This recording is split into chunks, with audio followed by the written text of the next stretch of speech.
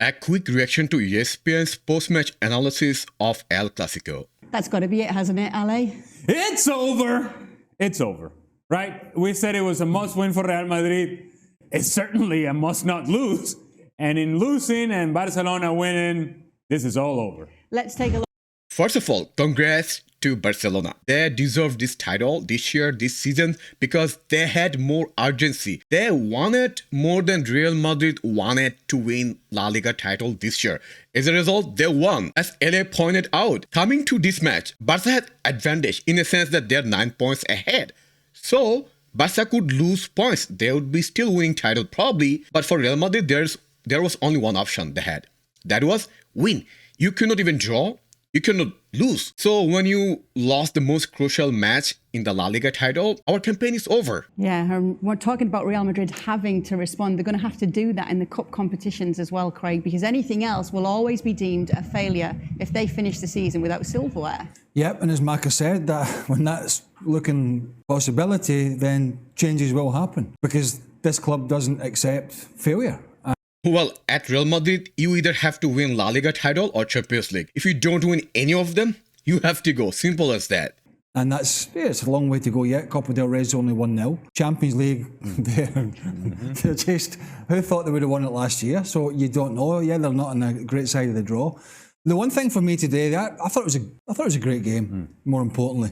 It was too open in the second half, I think, from Barcelona's perspective, and they let it get that way, particularly the last 20 minutes. But I thought from Real Madrid's perspective, we talked about it before the game, Arajo, Vinicius Jr., would he get a run on? He got 2 or 3 runs on him in the second half. He got wrong side of Arajo in the second half. But the decision-making, the final ball, the extra touch he was taking, fell over in the box. Rodrigo come on, weak shots. Benzema, weak shots from the edge of the box. We're normally seeing a Real Madrid side that are way more clinical than that. So they did actually get in decent positions, but their finishing and their final ball and the decision-making just was not good enough. So Craig absolutely nailed it. He totally pinpointed the main problem for Real Madrid today. When you have so many great players and all of them missed the finishing chance, how do you score goals? Benzema, one of our best players. Unfortunately, he was off today. Rodrigo missed one easy chance. Fede missed one easy chance, and so on. We have lots of missed opportunity. When you don't know how to pass in the crucial moments and you don't know how to finish those chances you created, you are doomed to failure. So that was one mistake. That was our first mistake, not finishing our chances. The second mistake is the starting lineup. I think I told you many times that in top match like this, most important match, when you must need a win, especially in second part of the seasons, you cannot play Toni, Kroos and Modric together. Now you can argue, okay, they played together against Liverpool. Well, that's totally different scenario. Going to that match, Real Madrid had 3 goals advantage. So they had to control the match. But today it's not about controlling the match. Today is all about scoring goals and winning. And to win and to score goals, you need players who has better defensive ability and who has better high work rate. So what should have done? First of all, one scenario could be play Fede Valverde at midfield, because we know how good he is at midfield. And today he was lost at right wing side, and play Rodrigo as the right wing, where he played multiple times there. And another scenario could be play one of our best informed midfielder in this season so far, since the World Cup, Ceballos. Why you don't start Ceballos in this crucial match? He has better defensive capability than Kroos. He is very good with the ball. He has shown that he can do this job. So why don't you play him? In fact, when he came on today, he played really good in my opinion. And there are a lot of points I'll discuss later. Especially today, there was one player who was the worst player for us today. The struggle for Barcelona today late in the match was trying to figure out how do we remain an attacking team, a possession team, and yet somehow maintain this sort of discipline in the back line, because 1-1 would be good enough. And they were in this sort of in-between of, are we really just going to defend the 1-1? Because there seems to be space for us to go in the attack. But if we go in the attack, does that mean that we're getting exposed? Does that mean that then we're getting stretched? And what Xavi and Barcelona were saying is, you know what, we're not just going to sit back. We'll go in the back and forth. And in going in the back and forth, eventually they get the second goal. It's a really good play from Lewandowski, really good back heel and recognition of Alejandro Valde, and the space that Valde was attacking and occupying. And then Alejandro Valde, in a moment of pressure, getting his head up to find the correct movement inside the 18-yard box. Ansu Fati had made a run to the near post. Frank Kessie is a trailing runner. He finds the trailing runner, and then there is the finish. But we were saying, as we're watching the game late, it's too open. It's too back and forth. Now, for Real Madrid, they had no choice. As for Barcelona, they had a choice. And they chose to get on the back and forth. Even at 2-1, there is a moment in which Real Madrid breaks open and Karim Benzema runs himself into an offside possession. Had he not done that, it was a high line of Barcelona with a lot of time and space on the ball for Real Madrid. It's that inner struggle for Barcelona. We're not a defending team. We're not a team that is just going to sit back. And maybe this game called for that late. They were not willing to do that. They got on the back and forth, and they find a goal out of it. 12 points, turn the lights off, warm up the bus. It's time to go home. And just talk. So if you look at the second goal Real Madrid conceded today, what was Mendy doing? He had like tons of space to make a decision, to intercept the ball, because the pass was really slow. And he gave a free shooting opportunity for Kessie. And that shows that Mendy wasn't ready for this game. I mean, why would you play him today? He hasn't played for ages. For months, he was injured. When you want to win a most crucial match of the La Liga season, you are playing Mendy. That doesn't make any sense whatsoever. So the ideal things that we should have done, keep Nacho as he was doing, right? Because even though he was on yellow, sometimes you have to take the risk. Also, regarding Barcelona tactics, I would say one thing that Xavi has found something. He found some tactics, whatever, I don't know what is that. He somehow get to win against Real Madrid, at least in last couple of matches.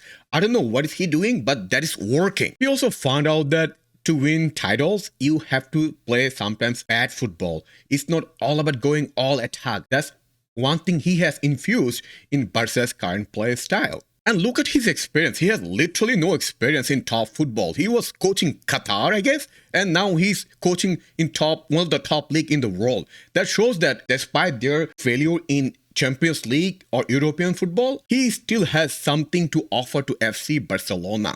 Let's talk about what Ancelotti's going to do now and how he's going to manage the rest of the season. Are we going to see the likes of Benzema, Modric and Kroos with their feet up in La Liga as they focus fully on the cup competitions now? As Alessandro mentioned, he is such a good man manager. Father figure. He won't be moping around. It's the last thing they need. They've got the two competitions to play for, Copa del Rey and, the Champions League, which this club has been phenomenal in. So I think it's, take the lessons from it, realise that the season, in terms of the domestic title, is probably over. Put the focus to the games coming up, La Liga games, but as you said, the other games that they can win in terms of the trophies. I think we are going to see some more changes, but no moping around at the training ground. The attitude now has to be, we gave it our best. We haven't been good enough this season. It's unlikely we're going to win the league. Hugely unlikely. But we have still a lot to play for. So let's pick ourselves up and go again. But I was just surprised by the finishing today. I was surprised by the finishing in the final third. We're not seeing the sharpness from Benzema at the moment. It was a bit better from Vinicius in the build-up. But as I mentioned 5 minutes ago, the final product wasn't there. And Valverde. Valverde's lost a little bit of edge as well. I mean, he runs around and he's quick and he's energetic. And man, you'd want him in your team. But he's just lost that sparkle in the final third too. So they're going to have to find it from somewhere or they won't be the champions of Europe this year either. Okay, first of all, La Liga is over. Now, all of our focus now has to be on Champions League. Maybe Copa del Rey. But the main priority now, so on every plan, every game tactics, resting players, whatever needed, should be focused on Champions League. That's the only title that matters to this club. The another point is really important. Today, we didn't play a poor game. We didn't play bad at all. We played 50-50 like Barcelona. We were creating chance, but we just did not finish our chances. And why we didn't finish our chance? Maybe we should think about our future.